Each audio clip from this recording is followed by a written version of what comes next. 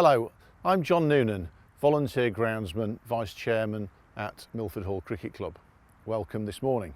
A couple of weeks ago, the first thing we did was scarify and do the first cut on the wicket just behind me. Since then, it's been cut a number of times. It's been scarified again, taken a lot of debris and rubbish away. This morning it's had its probably final scarification before its next use, or its first use. It's had a final cut this morning and it's had a roll. And the next thing we're going to do today and look at in detail is marking the wicket out. So we're now in the later part of July. The season is more than halfway through. A lot of cricket has been played by both seniors, juniors and our women's teams. The square has had an awful lot of use. It's seen an awful lot of weather. And we're now getting to the stage where we've made a few compromises. Now we've got some important games coming up in the next week or two. Most important probably is the home semi-final for the first team in the Vonius Village Knockout competition. Annual competition which we've entered for a number of years. We've never been more successful than the coming match, which is a week on Sunday, the end of the month. We've got a home tie against Staley Cricket Club, which we're very much looking forward to. The wicket behind me is the one we intend to use. It's a little bit odd because it's not quite in the right place, which we'll see, but that's, as I say, down to weather conditions, the amount of cricket that we've played. We're probably up to about 55, 60 games by now, I think, without checking. So the wicket this morning I've scarified and taken this horrible thatch off, which is of no use to us at all. I've given the wicket a cut and you can see the difference in what's come off when I've cut the wicket, and it's had a roll and it's now ready to be marked out.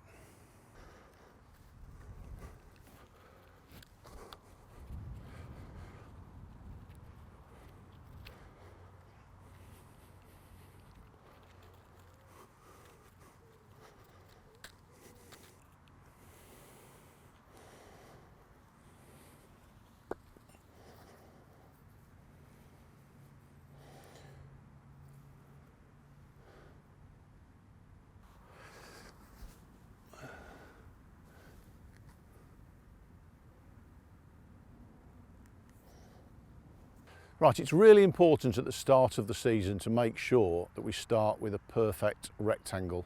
So the main square is 10 tracks wide, it's 100 feet, it's 66 feet from end to end, and with equal diagonals we know that we've got the perfect rectangle. If that's marked out properly, when we get to days like today, it makes things a lot easier, that we've got confidence that we're starting in the right place. So I've marked the ends of the track.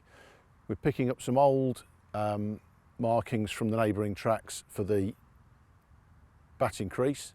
I've laid out templates at either end and I've laid out strings, so we know we're marking out at the right angles, everything's 90 degrees, everything's square and everything's looking good.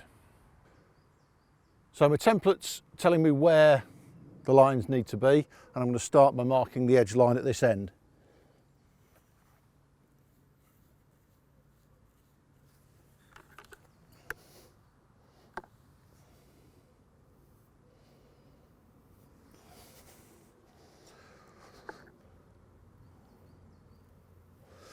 So that's that end. We'll now do the other end.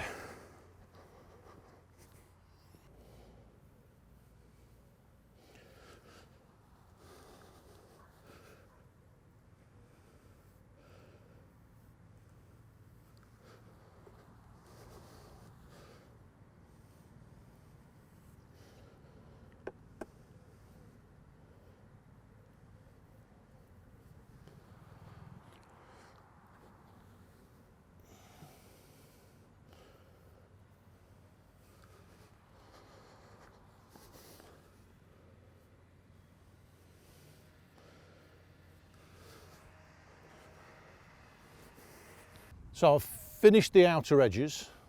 I'm now going to mark the wide lines at both ends in blue paint rather than white. And after that, the marks on the template are the protected area marks, and the stump, the centre stump. Fortunately, somebody made this for me a long time ago.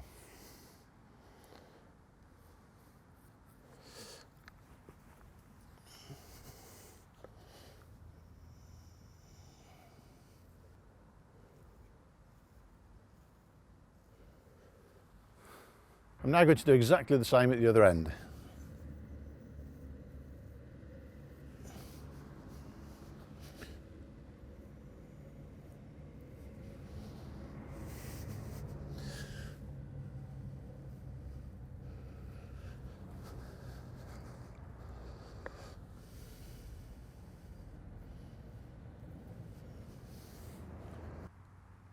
When I originally laid out the wicket, which part I was going to cut, and I marked the dimensions, I actually put very faintly in these little marks 5 feet from the batting crease.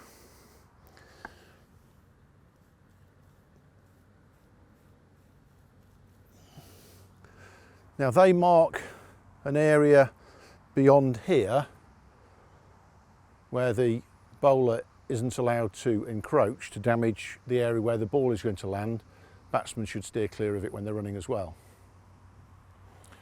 The lateral dimensions of it are marked here, either side of the stumps. So the umpire can see from the 2 marks in front of him, these 2 marks here, what or where the protected area is. It's always a good idea to have your gloves on when you do this, and then you don't get paint on your fingers.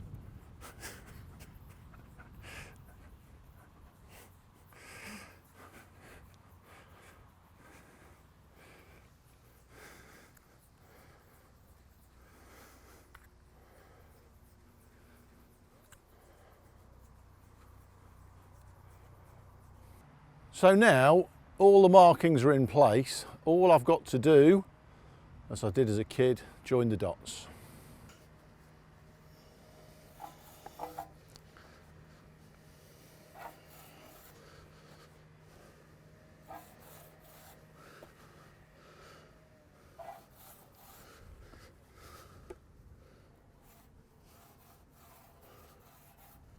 So this isn't the last time I'll paint these lines.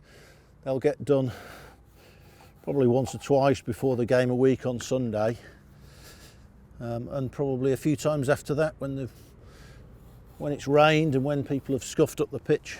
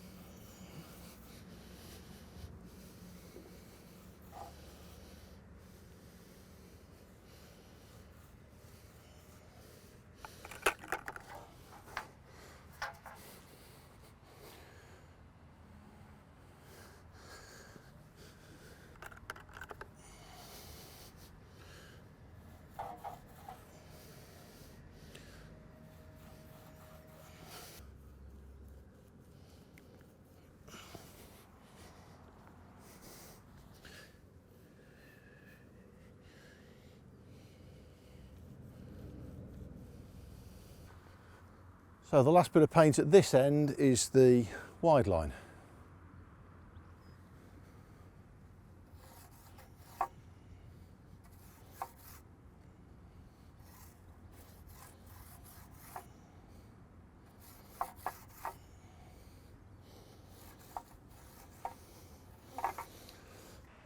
Right, so I'm now going to mark out where the stump holes will be, and you've guessed it, there's such a thing as a template for it. I didn't make this one.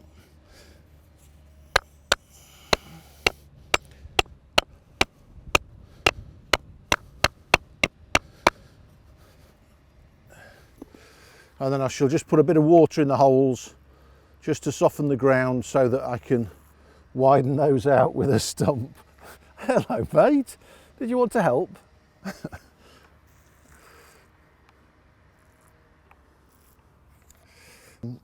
now just going to try and get the hole a bit bigger.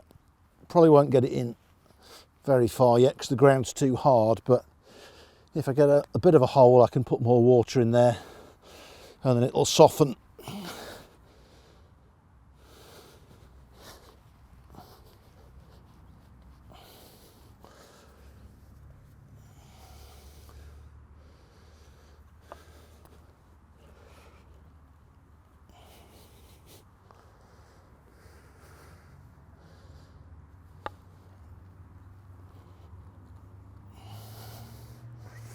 Enough room now for some more water again.